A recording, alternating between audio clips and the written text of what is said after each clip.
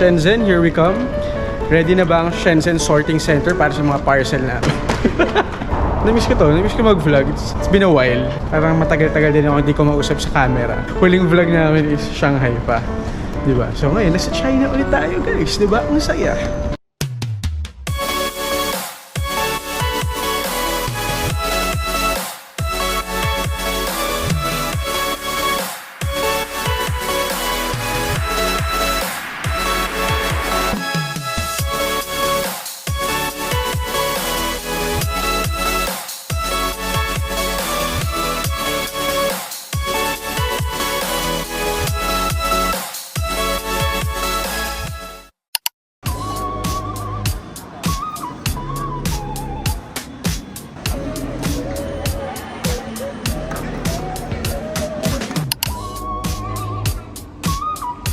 Boarding for train G5806 to Futian has started.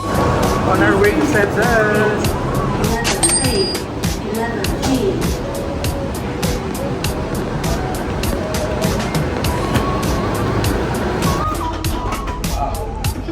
First class yard.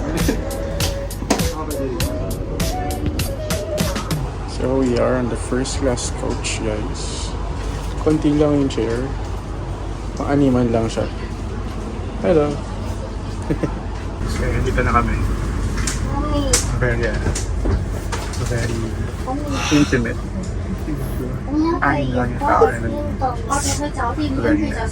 So yun, ito yung chair guys. Nare-recline din naman siya. So very airplane. Tapos you can make use of your own headphones din.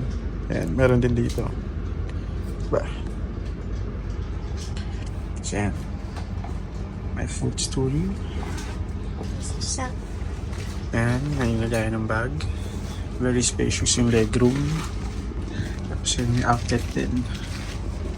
Very nice. And this will be our view.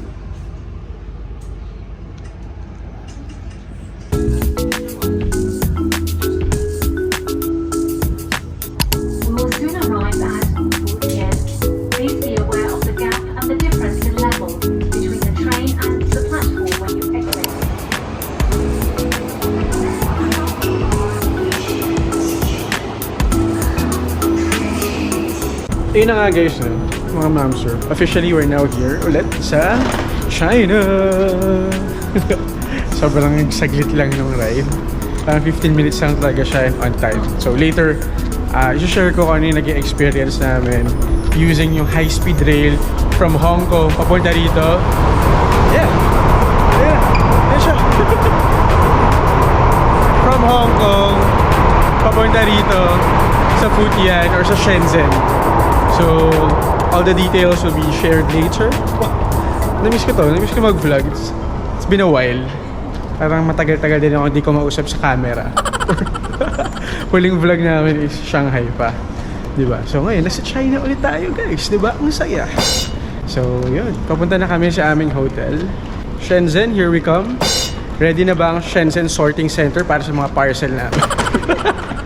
Parcel na hindi na di-deliver pag yun yung reason pag yung pumunta rito. May mga parcel kami na stock sa Shenzhen Sorting Center. Kukunin namin, i-claim namin kami na ganun.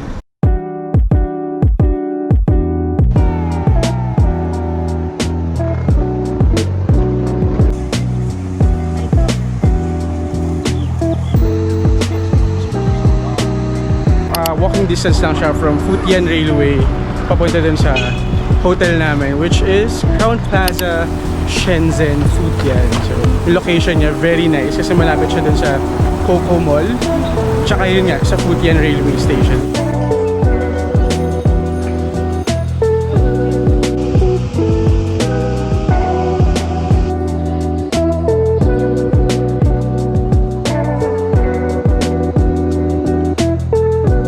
So this is their king size or king standard room dito sa Crown Plaza.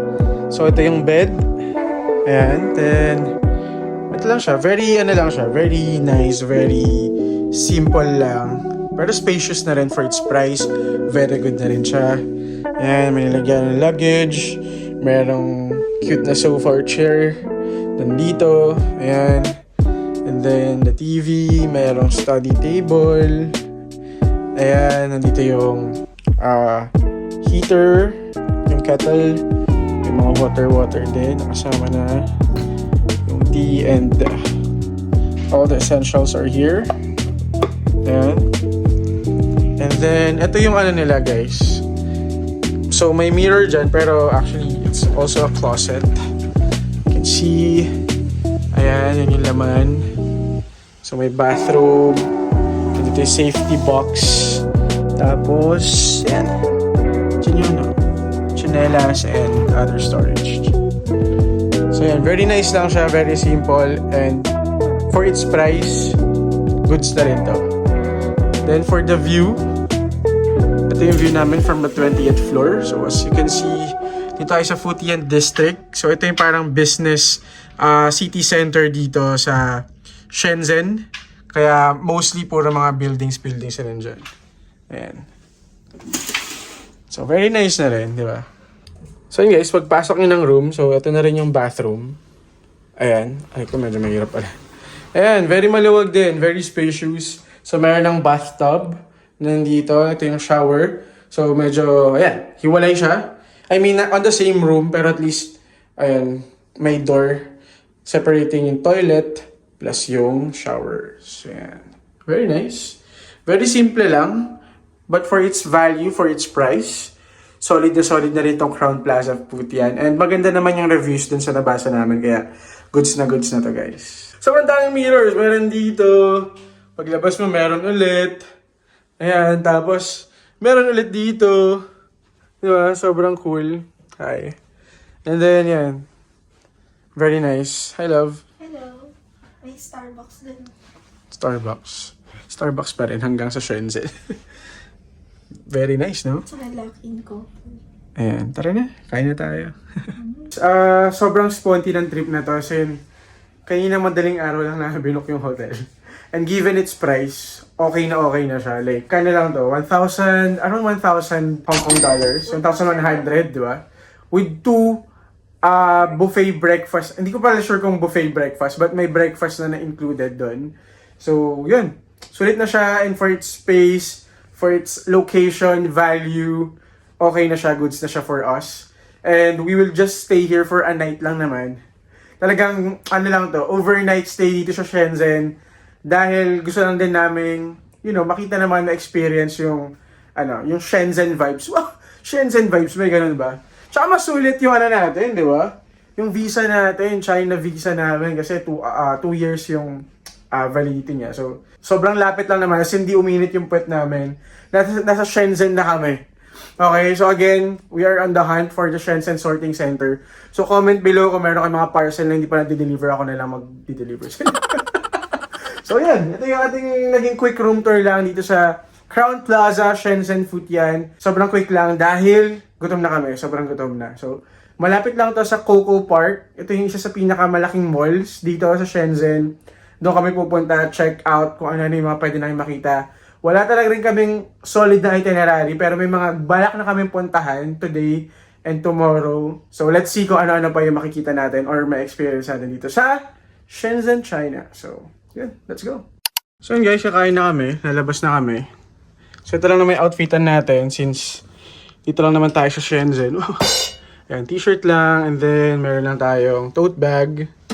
And yeah, we're good to go. So kakain muna kami. Sobrang gutom na. Hindi kami nakapag-lunch whatsoever. So yun, kukwento ko later habang naglalakad siguro or what, yung nag-experience natin sa ating pagbiyahe dito sa Shenzhen through high-speed rail from Hong Kong. So yeah, let's go.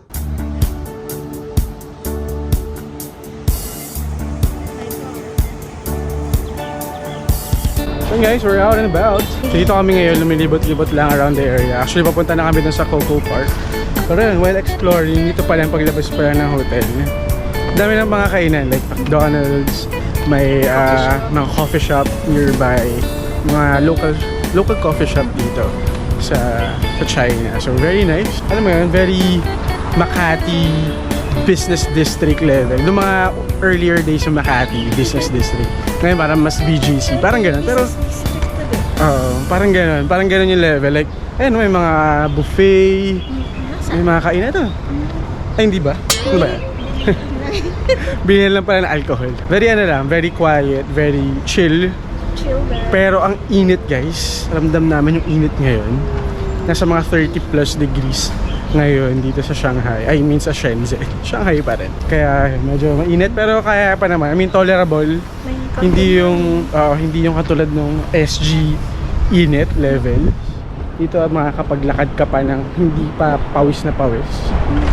So kayang-kaya pa and let's see, di ba? Natapilok ako. Ayan.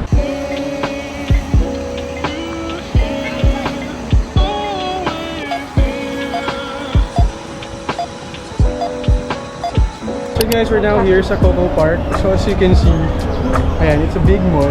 So may open area dito sa gitna. Parang ano siya, parang ito yung atrium niya, gano'n, di ba? Kasi yan, may yung mga cinema. As in, mall talaga siya legit. Ayan, ang dami rin tao. Pero yun, ang laking mall nito guys. Isa to sa pinakamalaking malls dito sa Shenzhen, kaya marami rin talaga pumupunta.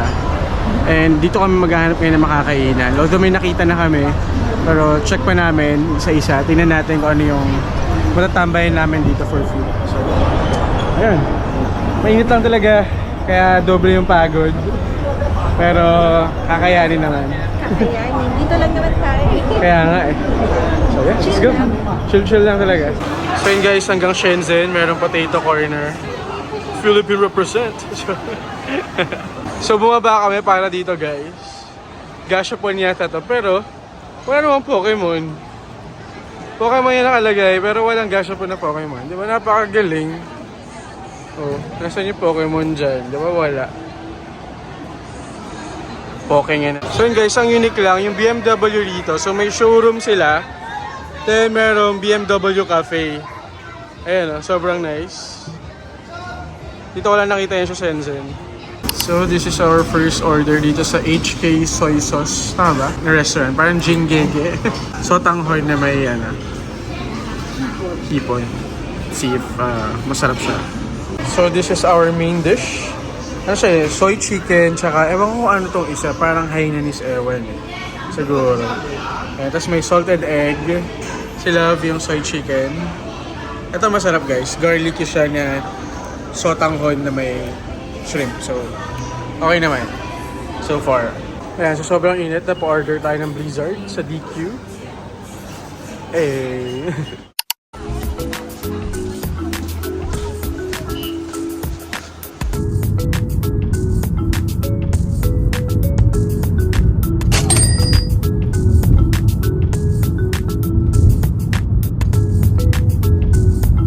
So yun guys, dito na kami ngayon sa may Nanshan area. So dito kami para sa Walmart. So yeah, may Walmart pala dito guys sa Shenzhen, China. So we're here.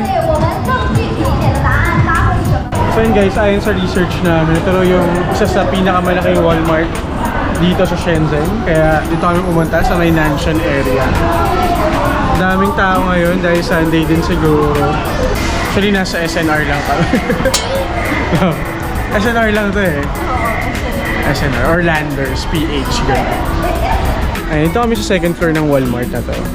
So, kasi sa baba yun yung grocery, yung mga food, gano'n.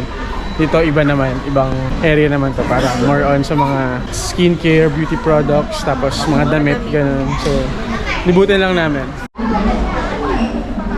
Pinambaril sa ano lang. Fiesta ng San Juan, di ba? Demanda kayo ngayon.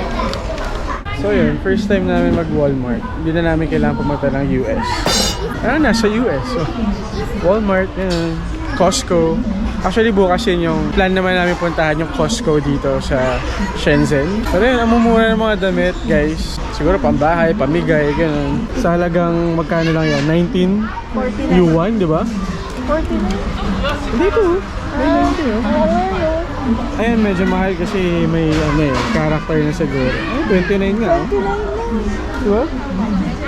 Pampabigay-bigay. Ay no, love, pantulog. Oh, diba? Lakas makaukay, $15. Or siguro mga magkano yan? 17 HKD, mga ganun. Pambata.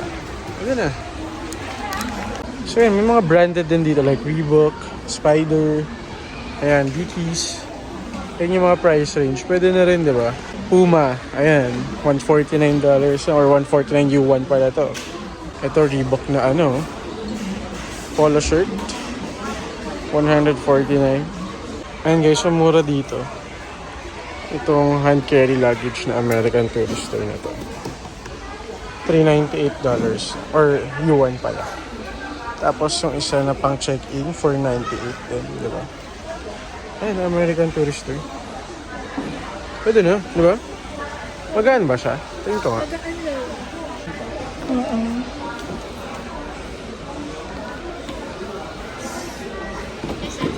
So, nakaka-elibs lang kasi ang laki talaga ng store nila rito.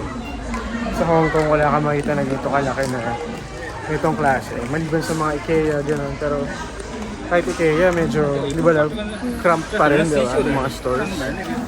Ito, grabe. Ang daming nabibili na pagpipilian dito. So,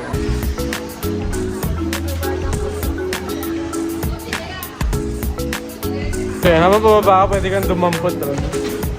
Di ba lang? Ayun o. So, pwede ka rin pala umakit from here. Bakit naman? Balik na. Doon na kami sa first floor. Ito na yung food, rotisserie, tsaka yung grocery nila rito. Let's go! 29 yuan. Ang dami na ng yuan na steak. Sa Hong Kong, isang slab lang, 99. Ganun katindi. Di ba, love? Sobrang laki ng difference. Ayun o, isang ano na siya eh. Parang isang set na ng steak. Di ba? Tapos 99. So yun guys, susurin dito to parang ikaw na bahala kung ilan. 500 grams, 59 yuan. Ayan, pwede na pampasalubong. Iba-iba eh, may dog, may mga lollipops, candies, chocolates. Ito, nougat. Ayan, perfect na pampasalubong yan. Pwede na yan. 29 yuan, di ba? Hello? Yung ano? Off flakes? How? Oo, ayun oh. Ginagawang os siya dati. Di ba? Ayan, 19 yuan. Marami actually, hindi lang candies eh. Meron to, yung mga ganito. Ito mga tinapay naman siya. And all, di ba? Mga ready to eat, ganyan. Itong side na to, mga tinapay, mga biscuits. Iba-iba. Ayan. Mga local brands. Wala ba silang ice gem?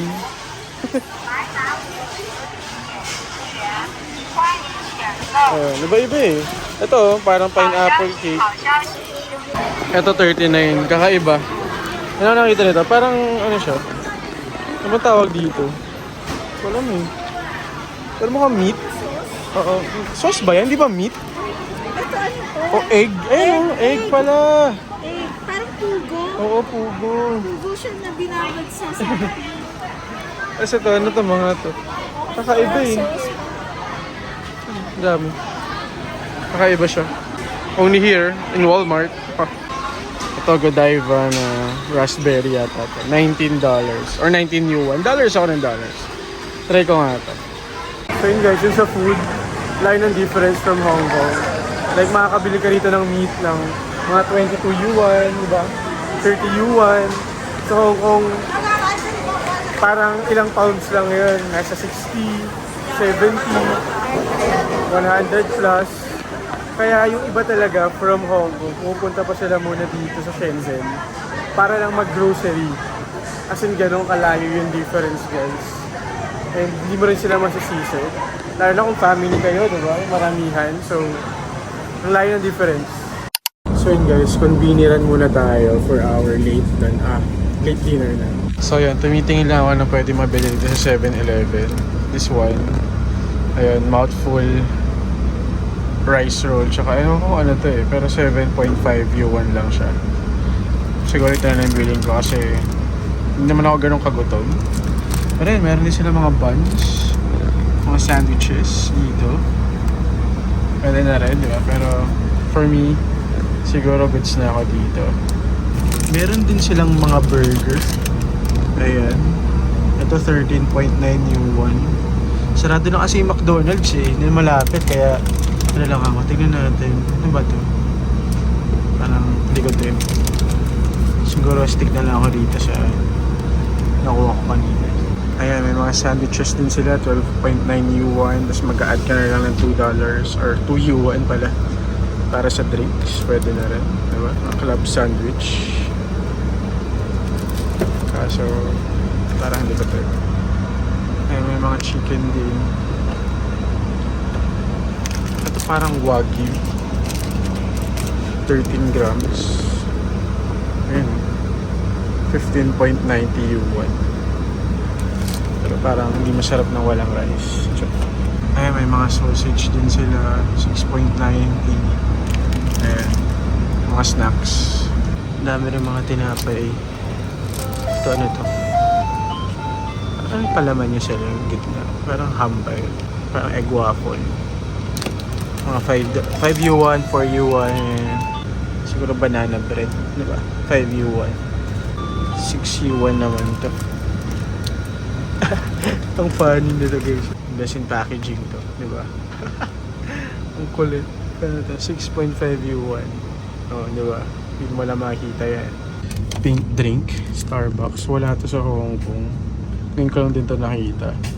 So this is 12 yuan. Ayan. Meron din dragon fruit siguro yun. Pero try nyo natin to.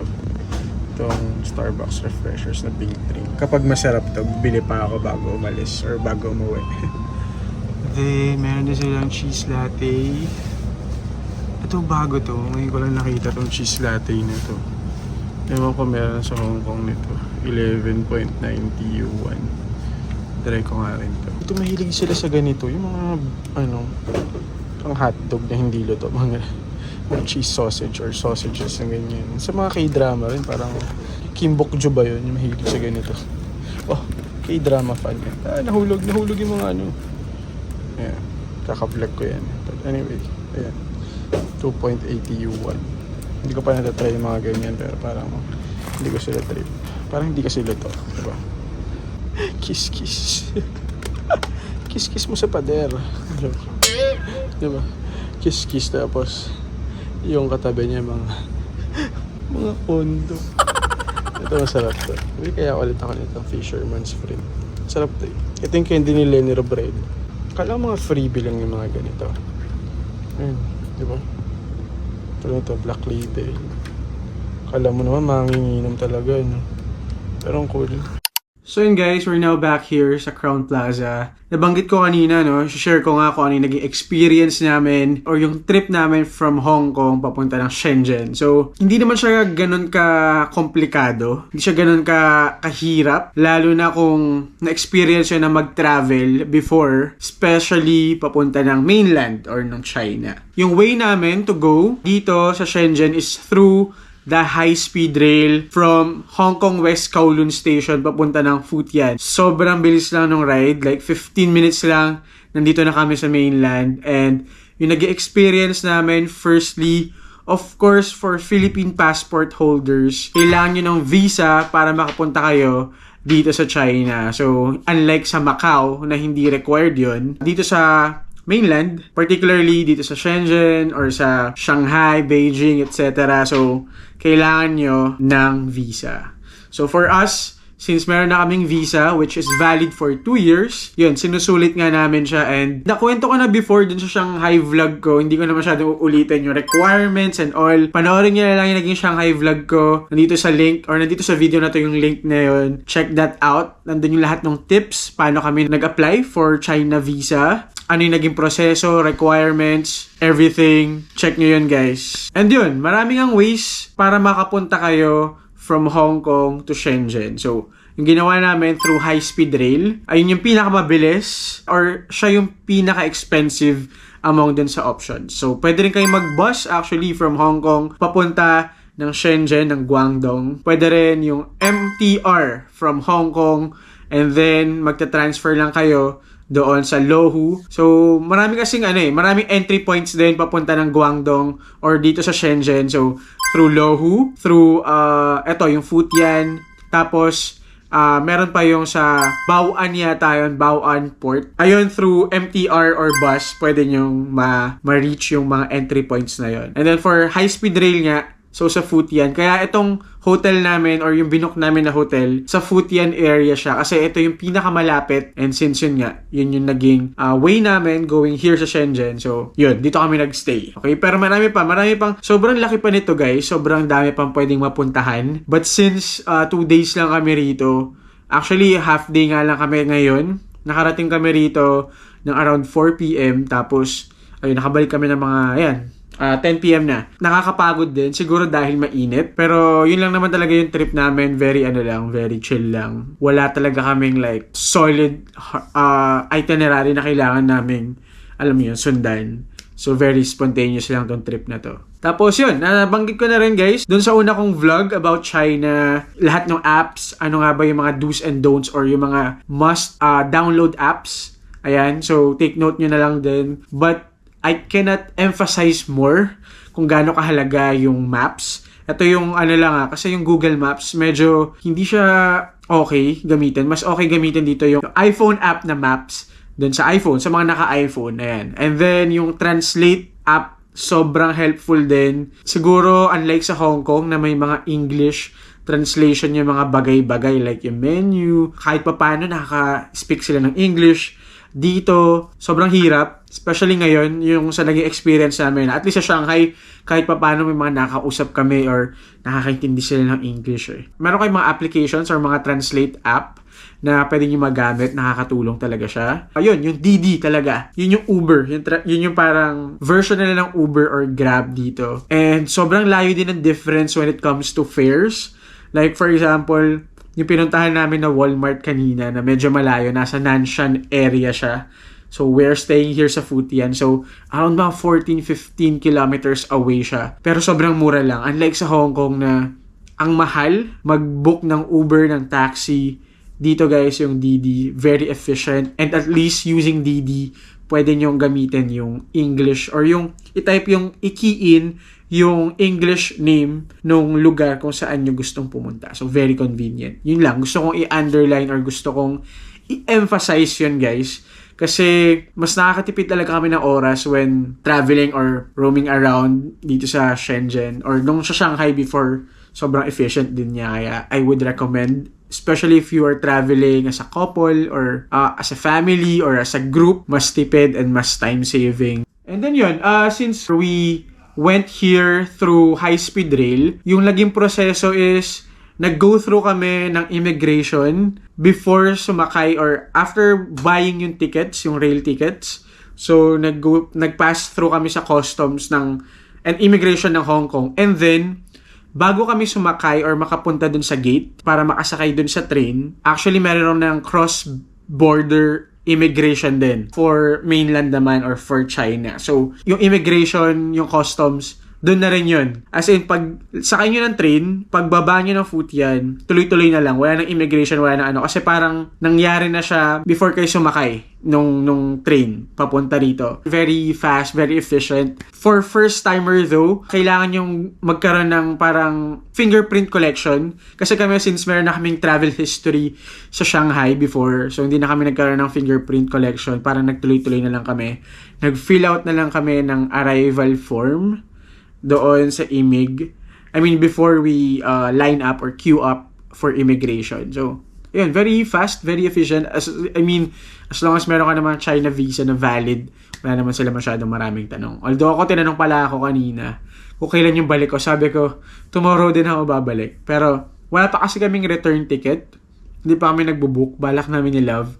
Tomorrow na lang din. Kasi, ayaw namin maghabol ng oras. Although siguro this season, wala masyado talagang pumupunta from Hong Kong papunta rito and vice versa. Siguro kapag peak season, I would suggest na you buy yung tickets nyo, yung rail tickets nyo in advance. Kung tutusin overall, in general, hassle-free naging paglalakbay namin from Hong Kong papunta rito sa Shenzhen. And nagbukas na rin, nag-open na rin yung services ng sleeper trains from Hong Kong going to Shanghai and Beijing.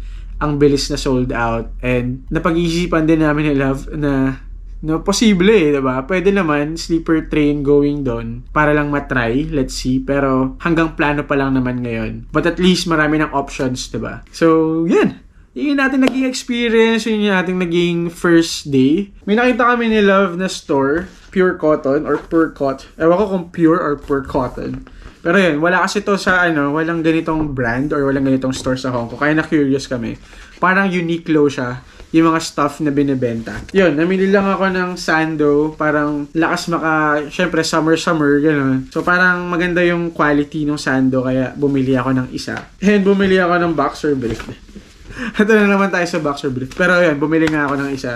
Kasi nga, parang ang press ko nung quality or yung material nung mga items dito sa Pure Cotton. Kaya bumili ako. And mura lang siya.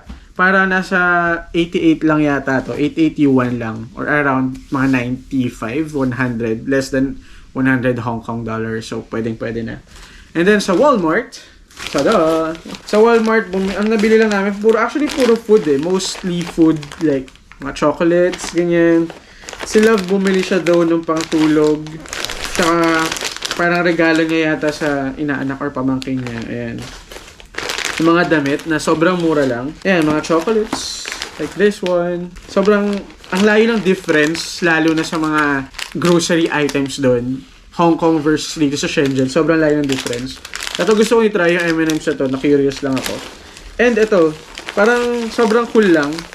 So, meron silang strawberry flavored na Coke. Tsaka peach flavored na Coke. Although, umiiwas na talaga ako sa pag-inom ng soft drinks. Pero, na-curious lang talaga ako sa anong lasa nitong Coke na to. Kaya bumili ako tig-isa. Tatry lang, ganun. Pero, ayun, hanggat maaari, hindi na ako masyado nagko-Coke. Yan, kasi mapapanood to ng parents ko, ayaw na nila mag-Coke. Pero, yun lang. Yun nabili namin sa Walmart, guys. Sobrang chill lang. As in, ito lang ginawa namin. Kumain lang kami, nag-malling ng konti, lumibot. And that is it for our first day here in Shenzhen. Tomorrow, it's another day. And then, we plan to go to Costco, dun sa Oct Harbor. Ewan ko kung makakapunta pa kami dun sa oil painting village, parang old village. Depende pa dun sa sitwasyon or dun sa kakayanan namin, no? Dun sa mga kasukasuhan namin kung kaya pa. But yeah, at 2 p.m. naman yung checkout time, so we requested for late checkout. And nagulat kami, hanggang 2 p.m. yung late checkout, kaya ayun, sasagarin namin yung pag-checkout dito. And yun, sobrang excited. Hopefully tomorrow mas marami tayong magawa pa, mapuntahan dito sa Shenzhen. Again, if you guys are planning to go here, take note of the things or the points, reminders, tips na na-share ko on this vlog and on my previous vlog. Sana nagustuhan nyo tong vlog na to, at kung nagustuhan nyo, don't forget to like, share, comment, and subscribe. This has been JB Domingo. Stay safe, God bless, and